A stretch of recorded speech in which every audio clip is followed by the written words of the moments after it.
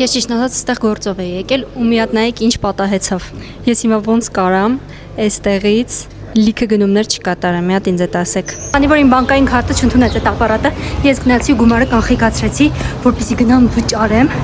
եւ գնամ տարբեր պրոդուկտներ եւ նկարեմ մեր բոլորի համար փորձարկման վիդեո։ Հիմա նայեք, ես ուզում եմ 0.29։ Տեսա՞ք։ Հիմա ուզում եմ այեժելեն ու այս սոկը։ Էլի եմ բաներ ուզում։ Եկեք ես լապշայից վերցնենք մի հատ էլ։